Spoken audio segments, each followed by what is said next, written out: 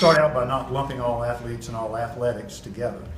We have a problem, there's no doubt about it. It tends to be most often in men's basketball, some in women's basketball, and in football. Those are the areas, and it's driven because there's so much money. And I remember having one of my last conversations with President Friday, and we had many conversations. You know, we agreed that the money was, you know, sort of it was out of the jug at the moment. You know, it's out there, and there's not much we can do as colleges and universities to put that genie back in the bottle. It's just not going to happen. And so the money's there. The question is, what should our role be as universities in trying to establish the right balance between athletics and academics? And there really isn't a balance. It can't be a balance. Academics has to be first. Academics has to be much higher on our priority list. That's what we do. That's our job, is academics and producing high quality academics. So that has to be at the top, right?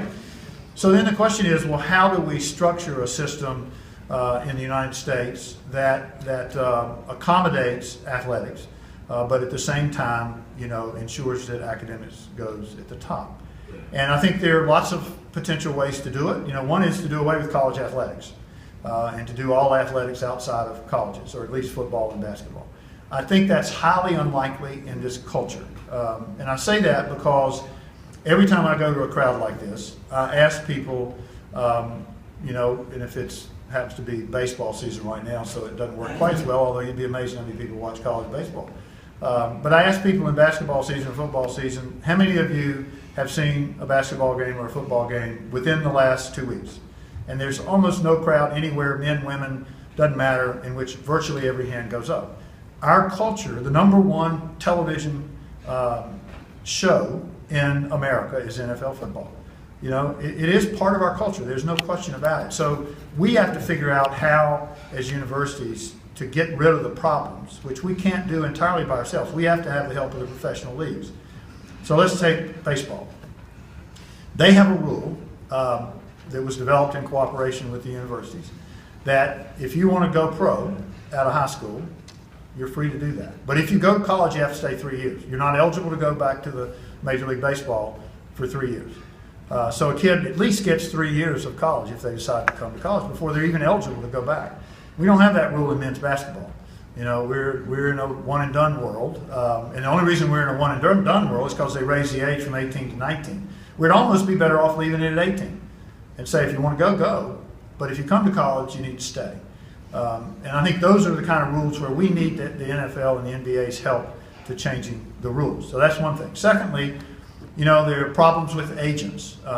The pro leagues could help us a lot right there if they were to have a rule that says, you get caught tampering with a college athlete, you lose the right to represent anybody in our league for 2 years.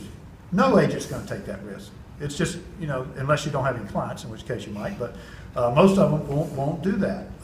So there's some rule changes we can make. There's some rule changes around academic admission and eligibility that I think could be made at the NCAA level that would help strengthen academics and athletics in the blend. You know, I think that there are problems. The problems are serious when they happen, and we have to fix them, and have to fix them quickly.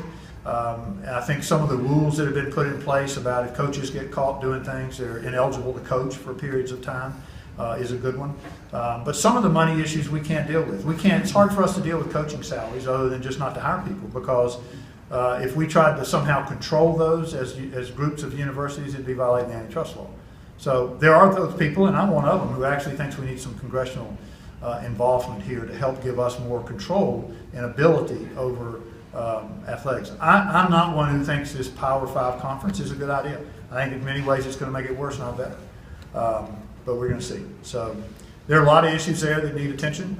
You know, I hadn't even gotten on the compliance side of things and all the problems there, but we have those too. So.